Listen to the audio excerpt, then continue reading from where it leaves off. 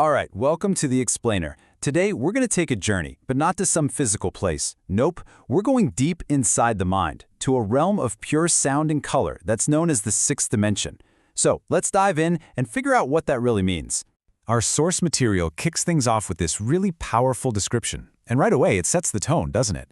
We're not talking about a place with streets and buildings, but a profound state of being, a luminous, conscious realm. So what is this place exactly? Well, think of it like a superconscious layer of your own mind. It's a dimension where the basic building blocks of reality aren't atoms and molecules, but pure sound, color, and vibration. And look, this isn't some sci-fi concept. It's a very specific layer of the mind that's been described in contemplative traditions for ages. Okay, so what would it actually feel like to perceive the world from this state? It's less about seeing with your eyes and, well, a lot more about experiencing this incredible symphony of pure information. The way you perceive things just flips on its head.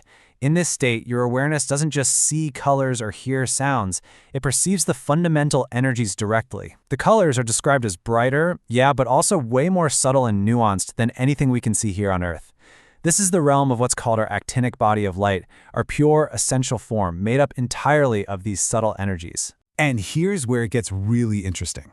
The reality itself doesn't actually change, but your perception of it does, completely. Take a simple chair.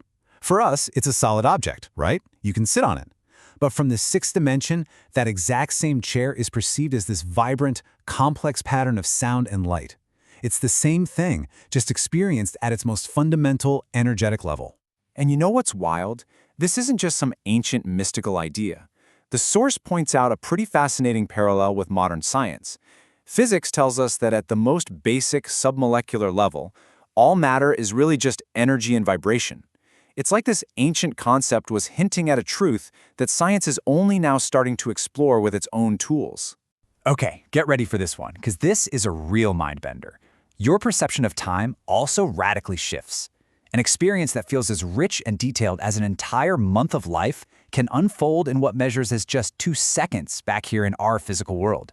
Yeah, time as we know it just doesn't really apply. And this leads to maybe the most profound aspect of all, omniscience. Within this state, your awareness has access to this kind of total knowledge. But, and this is a big but, there's a catch.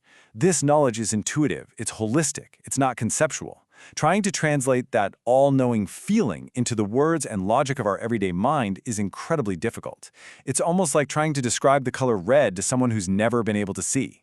Okay, so we've got a feel for what this dimension is like, but where is it located inside of us? And is anyone home?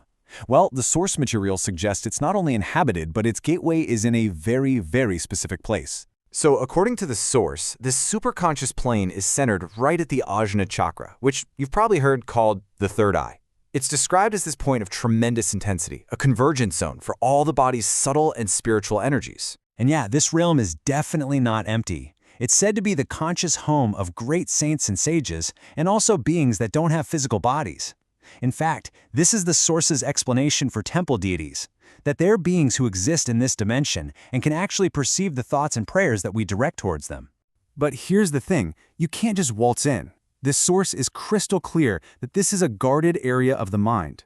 Unlike other states of consciousness you might just drift into, access to the sixth dimension is something that has to be earned through real discipline and spiritual maturity. Which brings us to our final and honestly, probably the most important part of this whole explainer.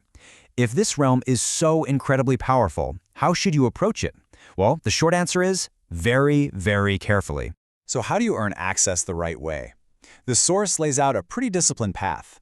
Apparently, the most stable way to enter isn't from our everyday mind, but from an even higher state, the seventh dimension, which is a state of pure, silent consciousness. It requires serious training and concentration, and this is crucial, it's not something you can force. Trying to pry these psychic centers open is a huge no-no. Instead, the understanding has to come first, and then the experience follows naturally, when you're actually ready for it. And then, right after explaining how you could enter, the source hits you with this huge warning. The sixth dimension, with all its amazing sights and sounds, can be a fascinating pitfall. You could easily get lost in its wonders, mistaking all the phenomena for the ultimate goal. It's kind of like getting distracted by all the glittery things in the lower astral planes. You see, the original advice was actually way more cautious. The instruction was to pretty much bypass this dimension entirely at first. You'd start by getting really stable in the fourth dimension. That's our normal conscious mind.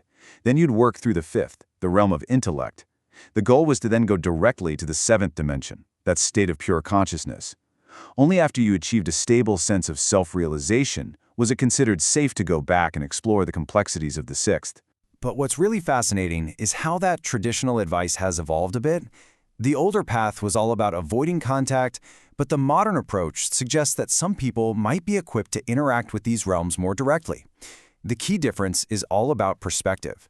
Instead of seeing these beings, or divas, as something separate from you, the modern path really hammers home the core principle that nothing exists outside your own consciousness. It's all just a manifestation of the self. And all of this leaves us with one big, thought-provoking question to ponder. Is this incredible inner world a goal in itself, some kind of psychic destination we should be trying to reach? Or is it ultimately a profound mirror, just reflecting the intricate, layered, and infinite nature of our own consciousness? Maybe the journey isn't about getting somewhere else, but about finally understanding the totality of where you already are.